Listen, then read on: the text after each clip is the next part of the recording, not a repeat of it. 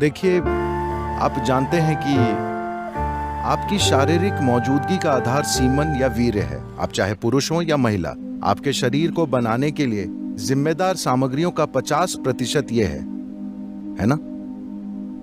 हमारे पास चमड़ी है, हमारे पास चमड़ी के ऊपर की कोशिकाएं हैं, हमारे पास बाल हैं, हमारे शरीर के अनेक पहलू हैं। आप जानते हैं, दिल, गुर्दा, लिवर वगैरह वगैरह।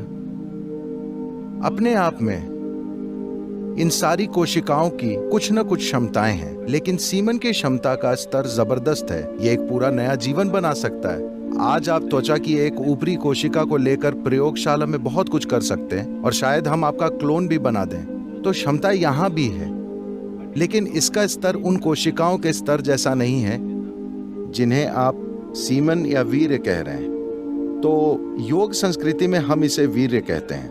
वीर्य को हम वज्र भी कहते हैं, जिसका अर्थ है स्थिरता या हीरा, जो सबसे कठोर चीज है।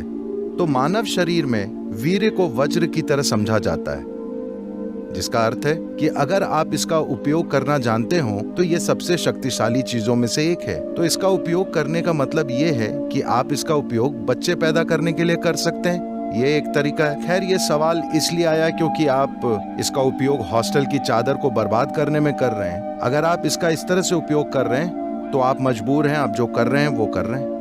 ये कोई ऐसी बात नहीं है जिस पर नैतिकता के आधार पर कोई राय बनाई जाए। सवाल यह है कि कोई किस हद तक मजबूर होकर कुछ कर रहा है। लेकिन क्या इस शरीर की किसी भी चीज को एक दूसरे स्तर पर काम करने के लिए रूपांतरित किया जा सकता है? बिल्कुल। केवल सीमन ही नहीं, इस शरीर की हर चीज को रूपांतरित किया जा सकता है। देखिए, मान लीजिए अगर मैं आप सभी को सूप बनाने की सामग्री दूं, आप सभी को एक जैसी सामग्री दूं, तो क्या आपको विश्वास है कि आप सभी लोग एक जैसा सूप बनाएंगे?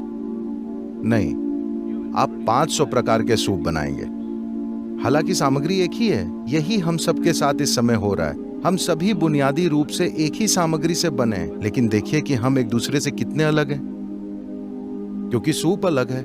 तो अगर मैं आपको सूप बनाने की सामग्री दूं तो आप या तो अच्छा सूप बनाएंगे या बेकार सूप बनाएंगे। ये इस बात पर निर्भर करता है कि आप ये काम कितना जानते हैं, है ना? तो ठीक ऐसा ही हर चीज के साथ होता है, केवल सीमेन के साथ ही नहीं। अपने मन और शरीर के हर आयाम को आप किसी जबरदस्त चीज में रूपांतरित कर सकते हैं, या आप इसे साधारण बना सकते हैं, या आप इसे गंभीर समस्या में बदल सकते हैं। जीवन के हर पहलू को। ऐसा ही जीवन के इस पहलू के साथ भी होता है। यही ऊर्जा, देखिए, लोग शाब्दिक अर्थ लेते हैं, लेकिन अगर आप किसी विशेष चीज जैसे त्वचा के ऊपर की कोशिका को पैदा करना चाहते हैं तो शरीर इस पर ऊर्जा खर्च करेगा। पर अगर आप सीमेन की एक कोशिका को पैदा करना चाहते हैं तो शरीर बहुत अलग स्तर की ऊर्जा खर्च करेगा। इसे वैज्ञानिक रूप से सिद्ध किया जा सकता है।